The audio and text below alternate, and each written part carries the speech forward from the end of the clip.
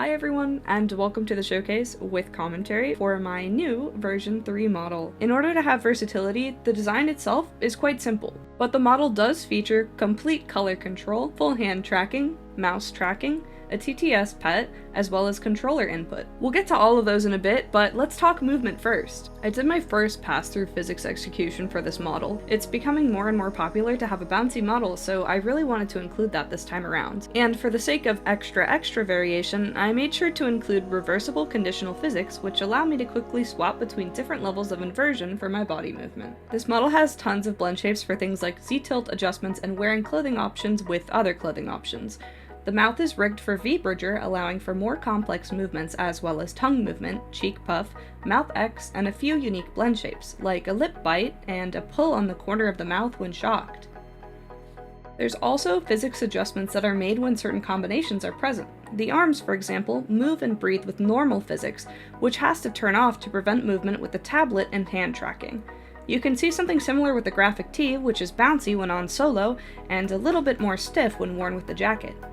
Oh, and by the way, the image on the graphic tee is exported on its own texture atlas, which means that I can swap it out with a quick texture reload and wear essentially anything on my shirt. As you can see, each of my main clothing options has a beam-in animation done using reverse clipping masks. Live2D cubism is also capable of clipping to invisible objects. This is perfect for things like the inverse clipping mask that I used for the hood, as well as the ones on my neck and jawline for the head turns. However, it becomes a problem when the clipping layer is opaque for one parameter and invisible for another. So for my transitions, I actually have individual grid patterns for each arm asset, which toggle visibility depending on which arm is active.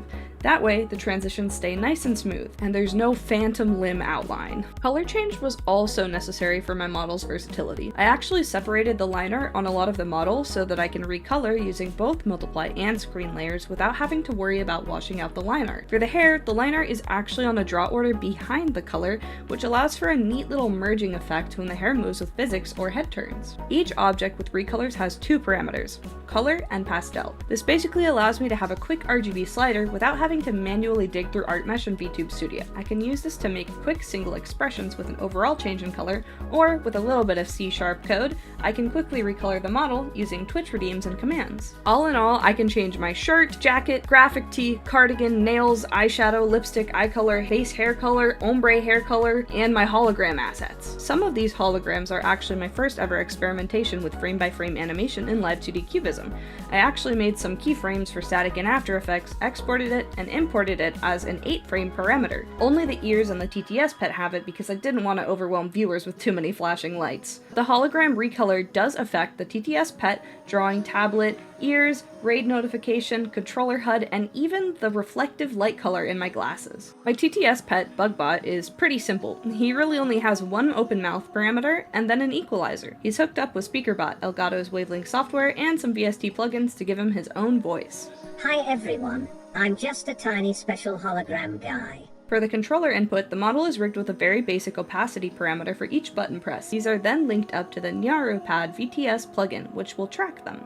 My mouse tracking includes a hologram tablet, which I'll use for art streams. It moves my hand alongside my mouse movement and also has a basic but satisfying idle animation. And yes, of course, as you've seen, there is full hand tracking. It's probably one of the hardest parts of the model to do, especially considering this is all done in 4.0 before having rotation deformer blend shapes. My hands are also rigged with every other expression, which means I can still wear stuff like my nails, and I can change my outfits as well, without worrying about there being any clash between each component. Lastly, we've got a couple of the classic toggles, heart eyes and sparkle eyes, and an additional toggle for when I've been streaming for over 5 hours and should probably call it a night. It's probably also applicable to ending this video because I have been talking for way too long.